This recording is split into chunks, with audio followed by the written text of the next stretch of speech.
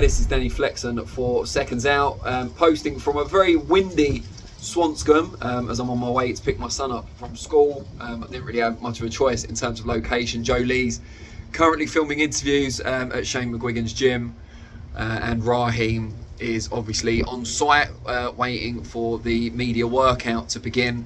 That's still going ahead, as is, so we're told, the fight between Chris Eubank Jr. and CONOR BENN, despite CONOR BENN apparently testing positive or adverse findings being found, I think is the official language, for clomiphene, which is a banned substance by both VADA and WADA, the drug testing and prohibition organisations. This was only reported today. There's no information from the Daily Mail or Riyadh Al Samurai, who broke the news, exactly when the test was taken, but we understand the results have only been made clear recently. Eddie Hearn, the promoter or co-promoter of the event, quickly put out a statement insisting the fight would go ahead. Both boxers are still happy to fight, and because the B sample is yet to be tested, we don't know if it's even been requested. This usually takes some time, even if it is, and is with VADA rules usually at the boxer's own cost.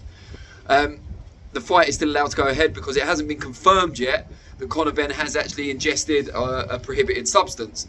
Obviously, we saw a similar thing with Dillian Whyte's fight a few years ago against Oscar Rivas.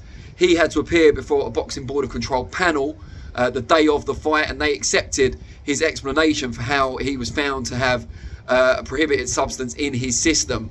And that fight was allowed to go ahead. As far as we know, there's going to be no panel for this one. I think the main reason is, and I'm inferring a lot here, is that VADA, while they're a drug testing organisation and a very good one, they have no punishing or punitive powers. So they can't rule the fight off. They can't punish Ben if he has failed a test. All they can do is report the findings to the fighters, the promoters and the people involved in making the fight. Then it's up to the governing bodies to decide what to do. Now, the Boxing Board of Control have made no comment as yet, as far as we're aware, but they usually deal with UK ADA now on and the world and WADA as well, and on their clomiphene is banned on their list as well. But because CONOR BENN has passed all tests administered by UK ADA, he hasn't technically broken the board's rules. That's certainly my understanding. VADA, drug testing organisation, do not work directly with the Board of Control. So it's a grey area, and it will leave a sour taste in a lot of people's mouths. But I do understand why it's likely that the fight will go ahead on Saturday night at the O2. More will be reported later. I'm sure Raheem will be on the case with Eddie Hearn and the other major players in a few hours' time. But I just wanted to keep you updated while I can.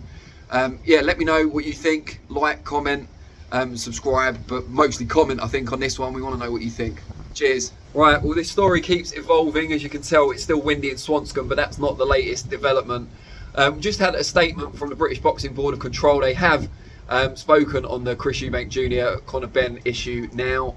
They've said that they were made aware of the failed, we have to put in inverted commas, test from CONOR BENN yesterday, and they told the fighters and the promoter, Eddie Hearn, presumably Eddie Hearn and Wasserman, as it's a co-promotion, this morning, that they were prohibiting the fight to take place under their jurisdiction on Saturday night. They said it is not in the interest of boxing, and anyone who's aware of the story so far will probably agree with that, except for the people involved who stand to lose a lot of money and a lot of credibility if the fight is cancelled.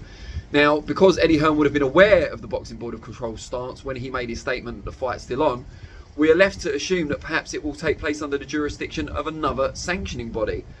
So hopefully we'll find out more about this later.